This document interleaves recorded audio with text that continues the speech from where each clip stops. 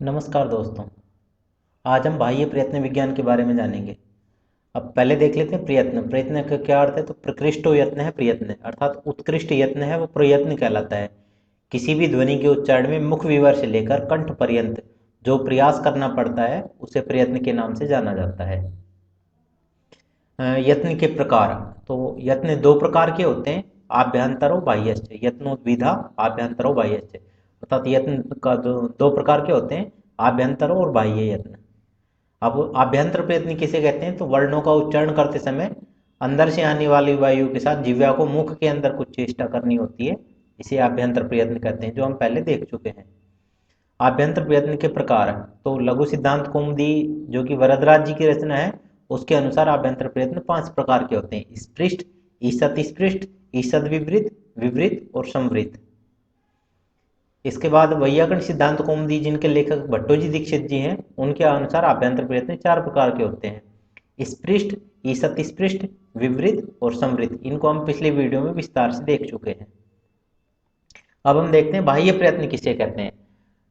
जब हम कुछ भी बोलना चाहते हैं तब नाभि से ऊपर उठता हुआ वायु स्वर यंत्र तक आता है, और वहां आने पर स्वर यंत्रियां कभी फैल कर और कभी सिकुड़ कर उस वायु के निकलने के लिए विशिष्ट स्थिति निर्मित करती है। इसे बाह्य प्रयत्न कहते हैं।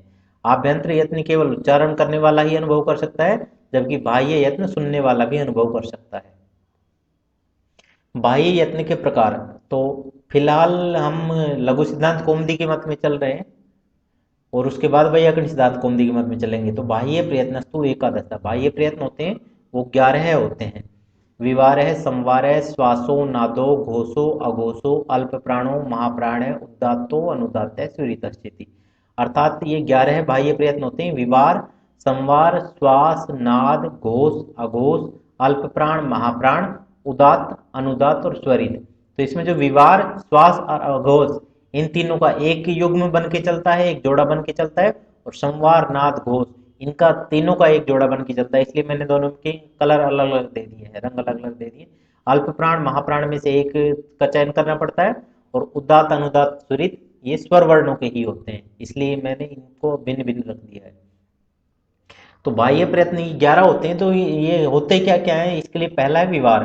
विवार से अर्थ है मुख से उद्घाटन। विवार का अर्थ होता है मुख खोलना।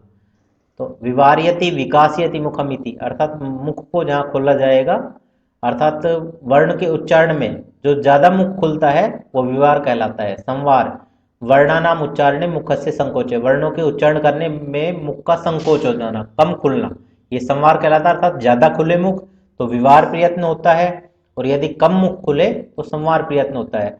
और तीसरा बाह्य प्रयत्न है श्वास। तो ये साम उच्चारणे श्वास है चलती, जिनके उच्चारण में श्वास चलता है।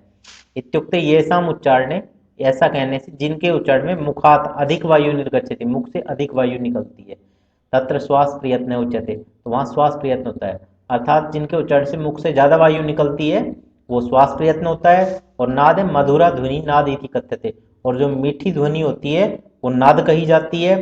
घोष, ये वर्णोच्चारणे गुंजनम घोषे इति कथ्यते, वर्णों के उच्चारण में गूंजना वो घोष कहलाता है। और गुंजन का अभाव, अर्थात जहां वर्ण नहीं गूंजे वहां अघोष का प्रयत्न होता है। अल्प प्राण होता है वर्णोच्चारणे प्राण वायु हो अल्प प्रयोग है, अल्प प्राण इति कथ्यते, वर्णों के उच्चारण में प्राण वायु का कम प्रयोग अल्प प्राण कहलाता है। और महाप्राण होता है वर्णों के उच्चारण में प्राण वायु का अधिक प्रयोग, ये महाप्राण कहलाता है। उदात्त होता है उच्चारण अवयवों के उच्च भाग से जो उच्चारित किया जाता है वो उदात्त होता है। और अनुदात होता है उच्चारण अवयवों के निम्न भाग से जो उच्चारण किया जाता है वो अनुदात होता है। और स्वरित जो होता है वो सम भाग से जो उच्चारण किया जाता है वो स्वरित कहा जाता है। तो इस प्रकार से हमने ये 11 देखे, और इनका सबकी हमने विशेषताएं देख ली हैं। अगले जो पहले मैंने बताया था 3-3 के क्रम में चलते हैं, तो विवार, श्वास और अघोष। विवार पहले नंबर का प्रयत्न है, श्वास तीसरे नंबर का प्रयत्न है, और अघोष ये छठे नंबर का प्रयत्न है। तो ये होते हैं खरो, विवारा, श्वासा, अघोषाश्च। खर प्रत्याहार के जो वर्ण होते हैं उनका विवार, श्वास और अघोष प्रयत्न होता है। अर्थात खर प्रत्याहारों के वर्णों के बाह्य प्रयत्न विवार, श्वास और अघोष होते हैं। तो खर प्रत्याहार में जो जो वर्ण आ जाते हैं, तो ख, फ, छ, ठ, थ, ये पांचों वर्गों के द्वितीय वर्ण है। और च, ट, त, क, प ये पांचों वर्गों के प्रथम वर्ण है। और इसके अलावा स अर्थात ये तिहरे वर्ण है, ये खर प्रत्याहार में आ जाते हैं। तो इन तिहरे प्रत्याहारों, तिहरे वर्णों का जो बाह्य प्रयत्न होता है वो ये विवार, श्वास और अघोष होता है। तो विवार, श्वास, अघोष का आप पीछे देख ही चुके थे। विवार का मतलब होता है मुख का ज्यादा खुलना, श्वास का मतलब होता है जिस जिनके उच्चारण में श्वास ज्यादा चलती हो, और अघोष होता है जहाँ गुंजन का अभाव हो। तो ये तीनों है, अर्थात इन 13 वर्णों के उच्चारण में मुख ज्यादा खुलता है, श्वास ज्यादा चलती है और गूंजते नहीं है ये वर्ण। इसलिए इनका जो बाह्य प्रयत्न लिया गया है वो विवार, श्वास और अघोष लिया गया है। अगला जो 3 का जोड़ा लिया गया वह है संवार, नाद और घोष। तो संवारः, नादः, घोषः। 2 नंबर पे संवार प्रयत्न आपने पढ़ा था, 4 नंबर पे नाद पढ़ा था और 5 नंबर पे घोष पढ़ा था। तो हस है संवारा, नादा, घोषाश्च। हस प्रत्याहार के जो वर्ण होते हैं उनके जो बाह्य प्रयत्न होते हैं वो संवार, नाद और घोष होते हैं। अर्थात हस प्रत्याहार के वर्णों के बाह्य प्रयत्न संवार, नाद और घोष होते हैं। तो हस प्रत्याहार में कौन कौन से वर्ण आते हैं ये देख लेते हैं। तो है, य, व, र और ल, ये 5 वर्ण। इसके बाद में सभी वर्गों के 5वें वर्ण य, म, ग, ण, न। इसके बाद सभी वर्गों के चौथे वर्ण झ, भ, घ, ढ, ध। और इसके बाद में सभी वर्गों के तृतीय वर्ण ज, ब, ग, ड़, द। इस तरह से ये 20 जो वर्ण आते हैं ये हस प्रत्याहार में आते हैं। और इनका जो बाह्य प्रयत्न होता है वो होता है संवार, नाद, घोष। संवार होता है वर्णों के उच्चारण में मुख का संकोच, अर्थात मुख कम खुलना, वो संवार कहलाता है। नाद का मतलब होता है मधुर ध्वनि। और घोष जो होता है तो वर्णों के उच्चारण में जो गूंजते हैं वो घोष कहलाते हैं। तो इन जो 20 वर्ण हैं इनमें ये सभी विशेषताएं मिलती हैं। इसलिए इनका जो बाह्य प्रयत्न है वो संवार, नाद और घोष दिया गया है। आगे है अल्प प्राण। तो वर्गाणाम प्रथम, तृतीय, पंचमः यणः च अल्प प्राणा। और वर्गों के पहले, तीसरे और 5वें वर्ण होते हैं और इसके बाद जो यण प्रत्याहार के वर्ण होते हैं वो अल्प प्राण बाह्य प्रयत्न वाले होते हैं। अर्थात पांचों वर्ग 5 वर्ग में आ जाते हैं, क वर्ग, च वर्ग, ट वर्ग, त वर्ग और प वर्ग। इनके प्रथम, तृतीय, पंचम वर्ण तथा यण प्रत्याहार के वर्णों का जो बाह्य प्रयत्न होता है वो अल्प प्राण होता है। तो पांचों वर्गों के प्रथम वर्ण में आ जाते हैं च, ट, त, क, प। और इन्हीं पांचों वर्गों के तृतीय वर्ण में आ जाते हैं ज, ब, ग, ड़, द। और इनके 5वें वर्ण में आ जाते हैं य, म, ग, ण, न। और यण प्रत्याहार के वर्ण में आ जाते हैं य, व, र, ल। अर्थात ये जो सभी वर्ण होते हैं इनके जो बाह्य प्रयत्न होते हैं वो अल्प प्राण होते हैं। अल्प प्राण का मतलब होता है वर्णों के उच्चारण में प्राण वायु का कम प्रयोग करना, वो अल्प प्राण कहलाता है।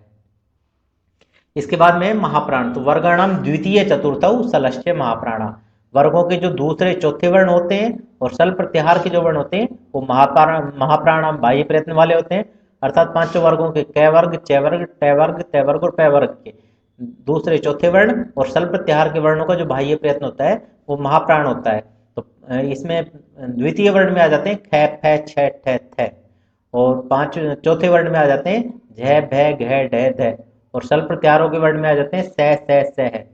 तो जो वर्णों के उच्चारण में प्राणवायु का अधिक प्रयोग किया जाता है वो महाप्राण कहलाता है।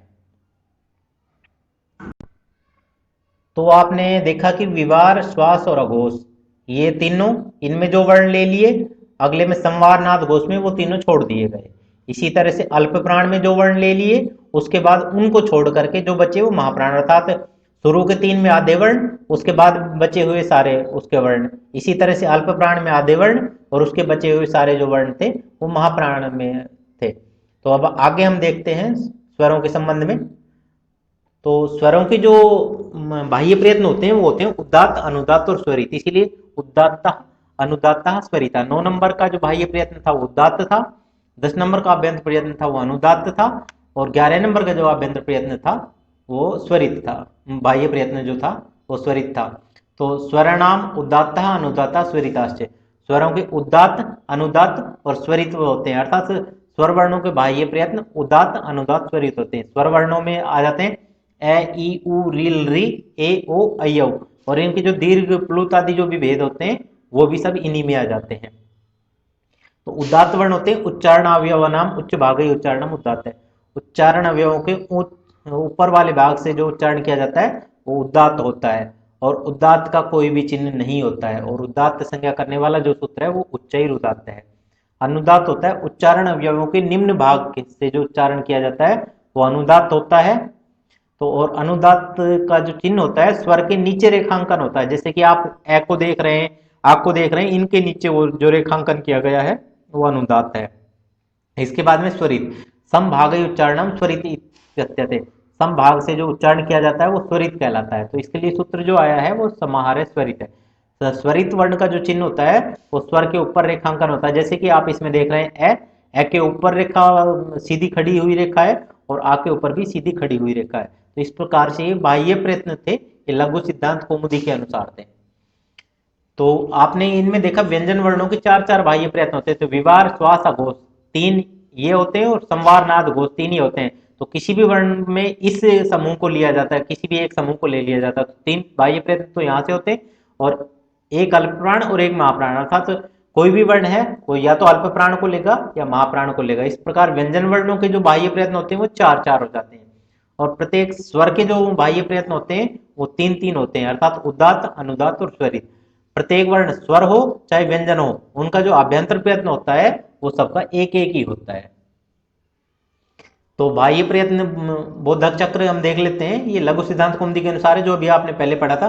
तो विवार श्वास अघोष में पहले दूसरे वर्ण आ जाते हैं और इसके बाद स। इसके बाद संवार नाद घोष में तीसरे चौथे पांचवें वर्ण आ जाते हैं और इसके अलावा है ये व र और ल आ जाते हैं। अल्प प्राण में आ जाते हैं पहले तीसरे पांचवें वर्ण, इसके बाद य व र और ल।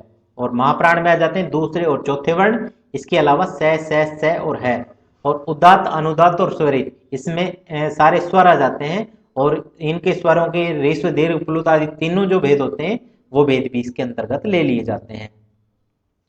तो हमने ये जो बाह्य प्रयत्न के प्रकार देखे वो लघु सिद्धांत कौमुदी के अनुसार थे। हम वैयाकरण सिद्धांत कौमुदी के अनुसार देख लेते हैं। दोनों के बाह्य प्रयत्नों में कोई भी बदलाव नहीं है, केवल कुछ वर्ण हैं जो वैयाकरण सिद्धांत कौमुदी में ज्यादा लिए गए हैं, जिसका उल्लेख लघु सिद्धांत कौमुदी में नहीं किया गया है। तो बाह्य प्रयत्न जो होते हैं वो भट्टो जी दीक्षित जी के अनुसार भी 11 ही होते हैं, विवार संवार श्वास नाद घोष अघोष अल्प प्राण महाप्राण उदात्त अनुदात्त स्वरित। और वो के वही जोड़े होते हैं विवार श्वास अघोष का और संवार नाद घोष का। अल्प प्राण और महाप्राण में से एक एक लेना है और उदात्त अनुदात्त और स्वरित ये जो होते हैं ये स्वर वर्णों के होते हैं। वैयाकरण सिद्धांत कौमुदी में बाह्य प्रयत्न बोधक एक कारिका दे रखी, खयाम यमः खय कपौ विसर्ग सर एव च एते सुसानुप्रदाना अघोषाश्च विवृण्वते कंठम मन्येतु घोषास्यु संवृतानाद भागिने अयुग्मा वर्ग यमगा यणश्चाल्पासव स्मृता। तो इसमें बार बार में यम का प्रयोग किया गया, खयाम यमा। तो ये यम वर्ण कौन से होते हैं, हम पहले यम के बारे में जान लेते हैं और फिर इस कारिका का अर्थ करते हैं। तो खयाम यमा, इसमें जो यमा का प्रयोग किया गया उस यमा को देख लेते हैं।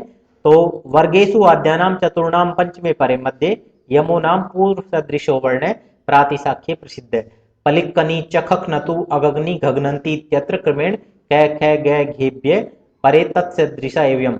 अर्थात वर्गों के कोई भी प्रारंभिक चार वर्ण ले लिए जाएं तो सभी वर्गों के चौथे वर्ण आपके सामने क ख ग घ, क वर्ग के चारों अक्षर, च छ ज झ च वर्ग के चारों, ट ठ ड ढ ट वर्ग के चारों, त थ द ध त वर्ग के चारों और प फ ब भ ये प वर्ग के चारों। तो ये प्रारंभिक चार वर्ण हो और इनके बाद में किसी भी वर्ग का पांचवा वर्ण हो, य मैं ग ण न, इनके बाद जो पूर्व वर्ण के समान वर्ण हो जाएगा, अर्थात तो प्रारंभिक जो चार वर्णों में से जिसको भी द्वित्व हो जाएगा वो जो दूसरा वर्ण होगा वो यम कहलाएगा और वो वैदिक व्याकरण में है चलता है। तो वैदिक व्याकरण को हम प्रातिशाख्य नाम से भी जानते हैं। जैसे आप देखते हैं पलिक और इसमें नी, इसमें क के समान दूसरा क हो गया है बीच में, जिसका रंग आपको अलग दिखाई दे रहा है। तो ये जो दूसरा क है वो आपका यम वर्ण होगा।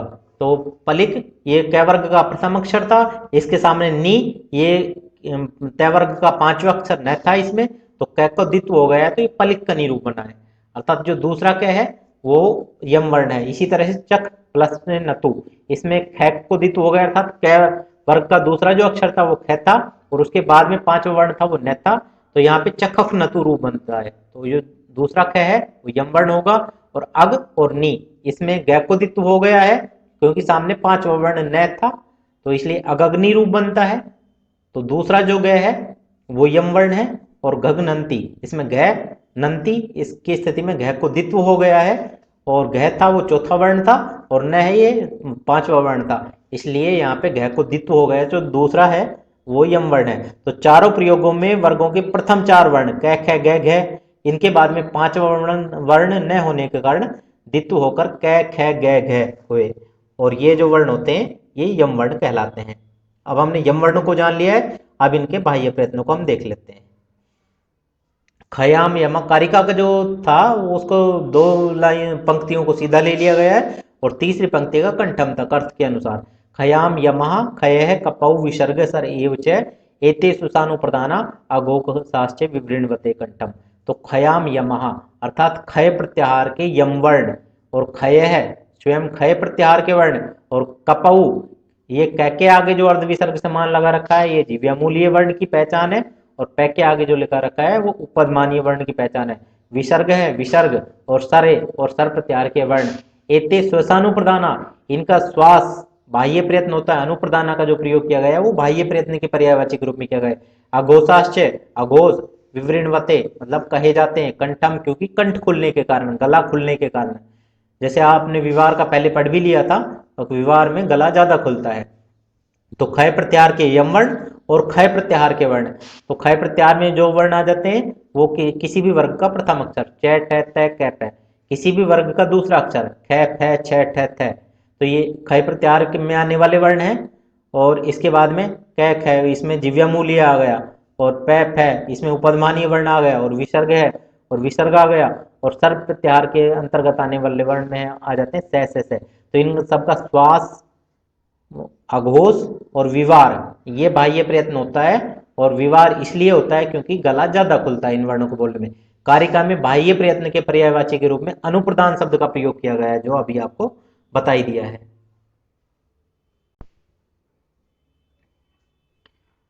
अगली पंक्ति इसमें देख लेते हैं, अन्य तो घोषास्यु, और जो अन्य हैं अर्थात जो पहले जितने आ गए उनको छोड़ दीजिए, उनके बाद जो शेष बचे वो अन्य में रह गए, तो उनके होते हैं घोषास्यु, घोष होते हैं, संवृता मतलब संवार होते हैं, और नाद भागिने मतलब नाद होते हैं। अन्य तो घोषा संवृता नाद भागिनेशु। तो इनके अतिरिक्त अर्थात खय प्रत्याहार के वर्ण आपने पहले पढ़ लिए थे, तो खय प्रत्याहार को यदि छोड़ दिया जाए तो शेष बचता है हस प्रत्याहार। तो हस प्रत्याहार के यम वर्ण और हस प्रत्याहार के स्वयं के वर्ण। तो हस प्रत्याहार के स्वयं के वर्ण में आ जाता है य व र ल, और बाकी वर्णों में जो आते हैं य मैं ग न ये सभी वर्गों के पांचवें वर्ण, झ भ ग ढ द सभी वर्गों के चौथे वर्ण, और जय बै गैड़ दे सभी वर्गों के तृतीय वर्ण। और अनुस्वार, इनका जो बाह्य प्रयत्न होता है वो घोष, संवार और नाद, अर्थात संवार नाद घोष, जो आपने लघु सिद्धांत कौमुदी में पढ़ा था वो का वही इसमें भी होता है। इसके बाद जो अगली पंक्ति है इनकी, अयुग्मा वर्ग यमगा यणश्चाल पासव स्मृता। अयुग्मा अर्थात युग्म से नहीं हो, जोड़े से नहीं हो, अर्थात दो और चार वर्ण नहीं हो, इसका मतलब पहला तीसरा और पांच वर्ण हो। तो ये जो होते हैं ये अल्प प्राण में आ जाते हैं। तो वर्ग यमगा और इन्हीं के यम वर्ण भी, तो अयुग्मा अर्थात पहला तीसरा और पांचवा वर्ण जो युग्म में नहीं हो, जोड़े में नहीं हो, और वर्ग यम का इन्हीं वर्गों के यम वर्ण, और यणश्च और यण प्रत्याहार के वर्ण य व र ल, तो वो इसमें अल्प प्राण में आ जाते हैं। तो प्रथम तृतीय तथा पंचम वर्ण और इन्हीं वर्गों के यम वर्ण, तो प्रथम वर्ण में आ जाते हैं च ट त क प, तृतीय वर्ण में आ जाते हैं ज ब ग ड द, और पंचम वर्ण में आ जाते हैं य मैं ग न। तो यण प्रत्याहार अंतर्गत वर्ण में य व र ल ये आ जाते हैं, तो इनको अल्प प्राण प्रयत्न वाले जानने चाहिए, अर्थात इनको बोलने में प्राणवायु कम खर्च होती है। और इनके अतिरिक्त जो बच गए वो सारे महाप्राण होते हैं। जो बच गए वो हैं ख फ छ ठ थ अर्थात सभी वर्गों के दूसरे वर्ण, और झ भ घ ढ ध सभी वर्गों के चौथे वर्ण, और सल प्रत्याहार के वर्ण में आ जाते हैं स है। इनका जो बाह्य प्रयत्न होता है वो महाप्राण होता है। इसके बाद वैयाकरण सिद्धांत कौमुदी के अनुसार बाह्य प्रयत्न बोधक को देख लेते हैं। सब कुछ वही है वर्ण, इसमें कुछ वर्ण जो नीचे लिखे हुए हैं वो अलग लिए हैं। इनके यम वर्ण ये जो लिखा गया है ये नीचे की चीज है, केवल ये अतिरिक्त ली गई है। तो विवार श्वास अघोष ये होता है वर्गों के पहले और दूसरे अक्षर का। तो क ख च छ ट ठ त थ और प फ। और संवार नाद जो और इसके अलावा इनके यम वर्ण होते हैं जिव्यामूल्य, उपदमानीय, विसर्ग और स। इनका जो होता है वो विवार श्वास और अघोष होता है। संवारनाद घोष में देख लेते हैं तीसरा, चौथा और पांचवा, ग घ घ ज झ य ड ढ ण द ध न ब भ म, इनके यम वर्ण, अनुस्वार और है, य, व, र और ल, इनके जो होते हैं वो संवारनाद और घोष होते हैं। अल्प प्राण में सभी वर्गों के पहले, तीसरे और पांचवें अक्षर आ जाते हैं। क, ग, ग, च, ज, य, ट, ड, ण, त, द, न और प, ब, म, इनके यम वर्ण और य, व और र, ल, ये जो होते हैं ये अल्प प्राण वाले होते हैं। और महाप्राण में आ जाते हैं दूसरे और चौथे वर्ण, ख, घ, छ, झ, ठ, ढ, ख, ध, थ, ध और फ, भ, इनके यम वर्ण और स है। इसके अलावा जो उदात्त, अनुदात्त और स्वरित में है उसमें मात्र स्वर वर्ण आते हैं और स्वर के सब तरह के भेद आ जाते हैं, ए, ई, उ, रील, री, ए, ओ, ऐ, औ, और इनके जितने भी भेद होते हैं दीर्घ, प्लुत आदि के, वो भी सब इसके अंतर्गत आ जाते हैं। तो ये सोचते हैं कि जो सवर्ण संज्ञा वाला सूत्र है तुल्यास्य प्रयत्नम सवर्णम, उसमें तो केवल उच्चारण स्थानों को और आभ्यंतर प्रयत्नों को काम में लिया गया है, तो फिर बाह्य प्रयत्नों का क्या उपयोग होता है? तो इसमें कहा गया है बाह्य प्रयत्नाश्च यद्यपि सवर्ण संज्ञायाम अनुपयुक्ता, बाह्य प्रयत्न होते हैं यद्यपि सवर्ण संज्ञा में अनुपयुक्त होते हैं, तथापि आंतरतम्य परीक्षायाम, लेकिन जहां भी ज्यादा नजदीकी की परीक्षा करनी हो, उपयोगक्षते इति बोध्यम, वहां पे इनका उपयोग किया जाएगा। तो बाह्य प्रयत्न यद्यपि सवर्ण संज्ञा में उपयोगी नहीं है, तो भी अत्यधिक सादृश्य बदलाने में ये उपयोगी होंगे, ऐसा हमें समझना चाहिए। जयतु भारतम, जयतु संस्कृतम। धन्यवाद है।